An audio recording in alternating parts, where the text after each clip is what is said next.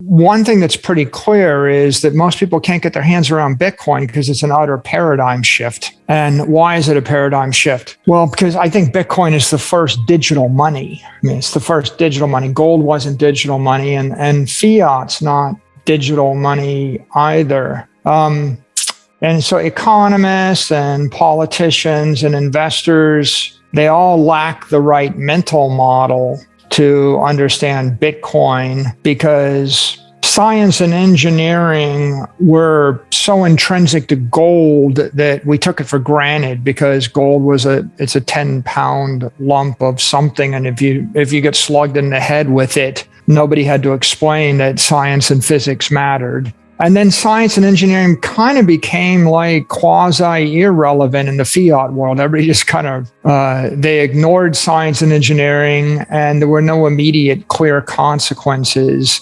There were just the hyperinflations and the collapses of those fiat systems. But because they abandoned gold and there was no digital money, the only alternative to one fiat, the Weimar Republic fiat currency, was the pound, and that alternative, was an alternative to the next thing and the next thing.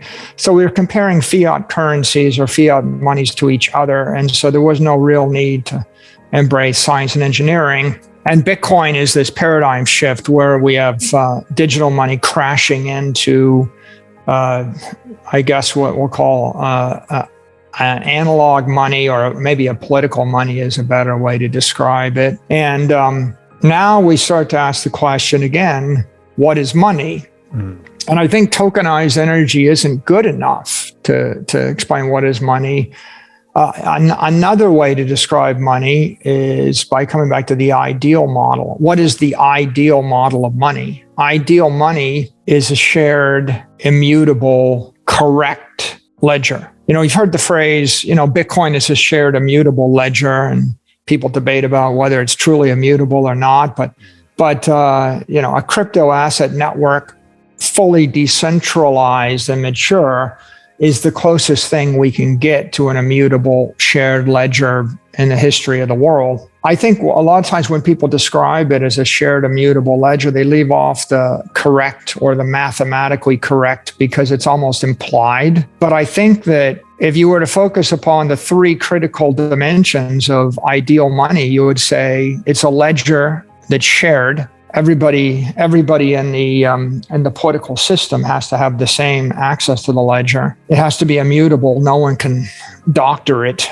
but it has to be correct, mathematically complete or mathematically proper, because if it's incomplete or incorrect, then it's not ideal money. So if I take that as a model, money is a shared, immutable, correct ledger, right? Then I can imagine the perfect money would be, some godlike being comes down on earth and they create this perfect, uncorruptible system, and they telepathically drop that shared, immutable, correct ledger into the heads of every human being. And every time you incur a debt, it updates the ledger. And when you incur a credit, it updates the ledger. Rome was the greatest empire on earth. When their final settlement network failed, then the empire collapsed. And what you have is just history is the endless succession of successive empires rising up with a new gold standard that was not debased. And then generation after generation,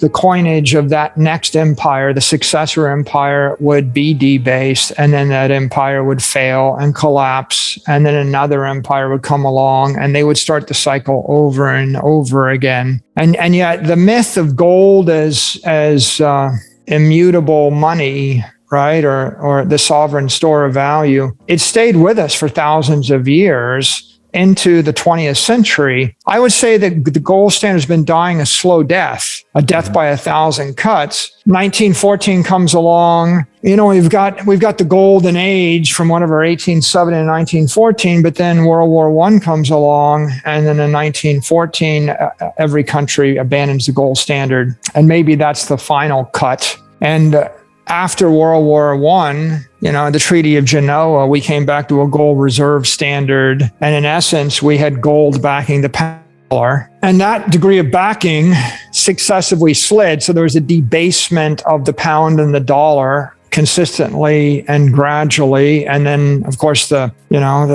pound and the dollar became layer 2 applications, if you will. And then every other currency became a layer 3 derivative. Mm-hmm. And then everything else in the economy was built on those derivatives. So you had basically layers of derivatives of gold that got progressively less backed by tangible energy or denurtured. And that resulted in, who knows how many collapses. The Great Depression, eventually you get World War II, which you could say, came out of just a bunch of economic collapses like the Weimar Republic. And all the gold ended up getting centralized, and seized by the Americans in Fort Knox. And then we wrapped Bretton Woods around it. And Bretton Woods was the second gold reserve standard of the century, except this time it's just the dollar was the reserve currency, backed some percentage by gold, say 40% or 30% by gold. And then every year thereafter, it slid from 40 to 30 to 20. Mm-hmm. I shudder to say, right? It must have been less than 10 by 1971. And in 1971, we defaulted on the gold standard.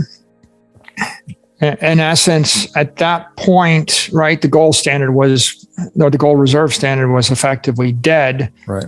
Gold still has the fiction of being a store of value and an asset. And if you're looking for a non-sovereign store of value, between 1971 and the invention of Bitcoin, you could have gone to gold. I guess you could have used property like land or commodities, timber rights, oil rights, something like that. And you could have used art.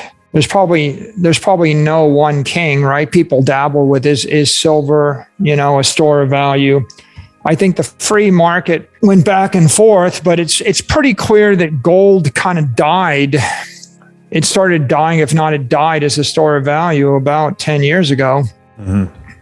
As far as I can see, when Bitcoin was formed. And if we look at performance in the last 12 months, right, let's just for kicks, let's just go and look at 12 months of performance. So it's quite a day, right? In 12 months, Bitcoin is up 240%. Gold is down 9.82%. Over the course of 10 years, Bitcoin is up 132% compounded annual growth rate. Gold is 94 basis points. The S&P index is 13.9% over 10 years, 33% over 1 year. And summary, right, is gold is not a store of value in the last decade. It's something opposite of a store of value. Mm-hmm. If the S&P is up 33% in 12 months, then a reasonable surrogate for the collapse of purchasing power of the currency in 12 months is, the inverse of that, right? But you could say you need 33.7% more money to buy the same share of the S&P. Yep. So a store of value has to clock at 33% or better. And gold is minus 40%. And Bitcoin is plus 200%. So that's the marketplace screaming at you that no one really sees gold as a monetary asset anymore, except for the gold bugs.